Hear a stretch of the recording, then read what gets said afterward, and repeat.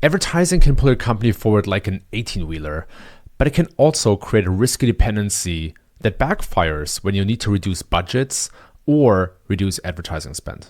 Lately, I've seen a lot more companies pull paid budgets back and then struggle to hit their growth targets. The solution to this problem is simple. You build a sort of safety net with organic channels that catches you when you need it. That's why in this video, I share why you should worry about paid dependency, how to diversify your channel mix, and what a healthy channel mix can look like for different types of companies. Over the last few years, I've been working with some of the fastest growing tech companies like Toast, Ramp, or Hims on diversifying their channel mix. And in this video, I explain to you how I do it. So what exactly is the problem? The problem is that too much traffic and too many customers coming from paid search creates growth, which is nice, but it also has this nasty side effect, dependency. And that dependency can come back to haunt you when advertising costs rise or the company needs to reduce budgets. Think about it like overwatering a plant. Too much of a good thing can be a bad thing. Channel diversification is the thing you didn't know you needed until it's too late and you're struggling. Why should you even worry about paid dependency? There are a couple of really good reasons. Number one is that big tech companies have conducted mass layoffs to navigate lower discretionary spend, inflation, and politics. According to Layoffs FYI, over 150,000 tech workers were laid off in 2024 alone. The second reason is simply that a lot of companies are reducing their marketing budgets. Gartner has found that marketing budgets dropped by an average of 15% in 2024 compared to 2023 and minus 26% compared to 2019. The third reason is that higher interest rates simply make it harder to raise money, unless you're an AI startup right now, which means that it's harder to grow as aggressively with advertising. The conclusion here is that the frivolous spending times are kind of over. And as a company, you need to build resilience. You want to approach this problem almost like an investor who diversifies their portfolio, even though some of their assets are grown really well. So what can you do about your paid dependency? The common approach to ad spend is to either ramp it up as long as your lifetime value is higher than your customer acquisition cost and net retention is positive, or you simply exhaust your available budget. And oftentimes it's kind of both. But actually, the position you want to get yourself in as a marketing leader is one where you can quickly cut 20 to 30% of advertising budget and still grow. That is true resilience. And resilient companies deliver 150% higher growth. McKinsey found that during times of economic uncertainty, marketing is more important than ever. Instead of trimming, companies can empower their CMOs to adopt an investor mindset by eliminating inefficient spend and reinvesting it in high growth areas. Resilient marketers will weather pending storms while also creating opportunities to rebound stronger.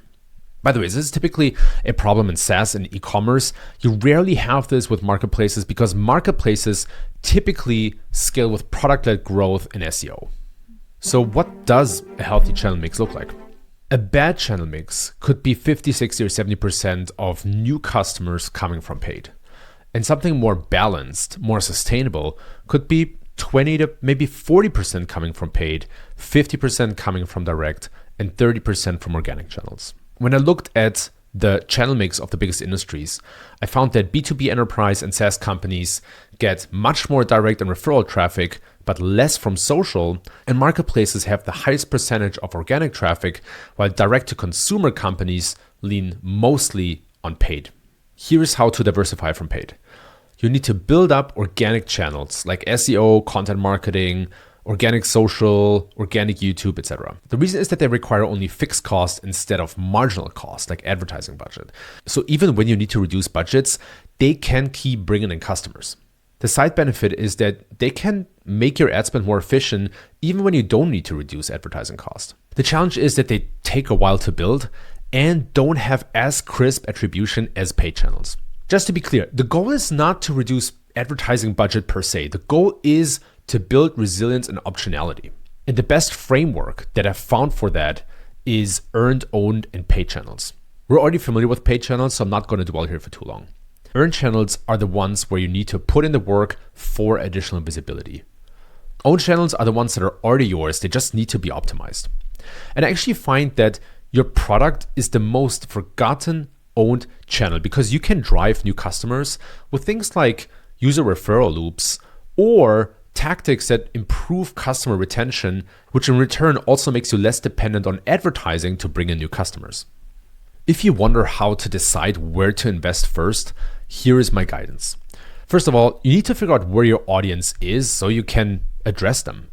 And one way to do that is to look at high affinity websites in SparkToro, or you can survey your existing customers to figure out where they spend time, or you can look at where you already get traction. For example, are you already getting SEO traffic or are customers mentioning YouTube?